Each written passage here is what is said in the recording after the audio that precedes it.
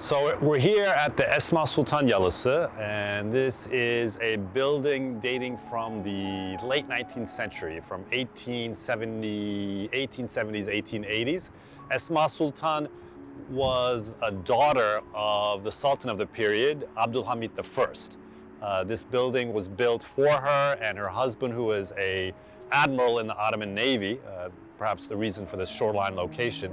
The building is one of the Yali typologies, which are these Bosphorus side mansions right on the Bosphorus shoreline.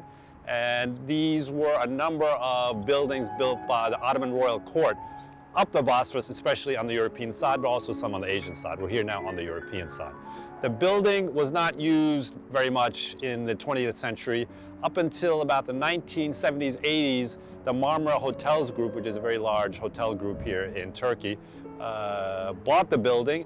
And initially they thought they would make a hotel, but actually with the participation of Gokhan Avcioglu, the architect of GAD, the building was turned into an event space. The building now, after its fire, was transformed into a building that the citizens of Istanbul could use. So often, if you come here, there are weddings, there's corporate events. It's also used by the Istanbul Culture and Arts Foundation for their yearly jazz festival over here on the right. I've been to a number of jazz concerts here. The building itself is actually a building inside a building. The exterior, if you look at it, is a brick original exterior, and there would normally have been a kind of wood construction on the outside, but that's long gone. You can see some of the steel brackets that were from that period are left on the building, like over there. These steel brackets, they would hold on to the timber exterior facade. Now the interior is what the GAD has made the contribution, which is the steel and glass interior. You can see the glass, steel and glass bits, and in fact it's a kind of double facade. So on the interior, you can actually see also the brick remains of the historic building, and it allows you to kind of retain the historical impact, historical character of the building, but then provide a kind of contemporary use. It's kind of taking the existing Ottoman Bosphorus side context as a yellow, but making it into kind of a contemporary, into a new concept, which is a building for events that can draw all types of people and have them access the Bosphorus here, both in the exterior but also on the interior. So we'll step in on the interior and check out the main exterior space. It's actually just two levels. The bottom level is a kind of bar area, and the upstairs, which is a double height event space. So let's go inside. So as we walk into the building, this is still the historic building. You can see the brickwork here, but the task for GAD was to bring this building into the 20th century as a kind of modern contemporary building. And one of the first tasks was to support the remaining facade. So you can see here the reinforced concrete that has been now used to both support the exterior brick facade, but also connects into the interior, which is not really an interior, but it's a kind of building inside a building, to provide static reinforcement, such that the facade is now, exterior facade is now preserved for history, for its historical importance. And as we step inside, we can see how the reinforced concrete frame now, the weight is transferred onto another structural system, which is a system of steel columns and cross braces. So there's architecture in tension. So with steel architecture, it's an architecture in tension here, where both the lateral thrusts are distributed on these steel columns that come from the exterior facade, but also into this building inside a building. We're now on the bottom floor, which is the kind of reception area, bar area you can see back here. But what's important for me is that the building still retains the connection to the Bosphorus. There's always a relationship, a visual relationship, through the openings in what used to be the windows to the Bosphorus outside.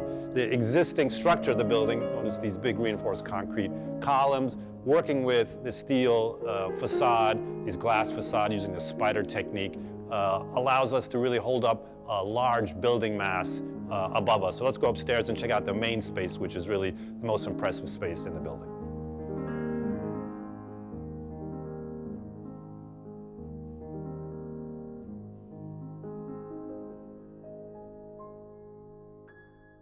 So here we are in the main event space, the interior event space of the Esma Sultan Yalisi. Now, if you look at the building, we talked about this double facade, but you can also see that the infrastructure of the building, in terms of its mechanical infrastructure, the heating and cooling system, the heating and cooling system vents are visible and are part of the overall architectural ensemble that's going on here.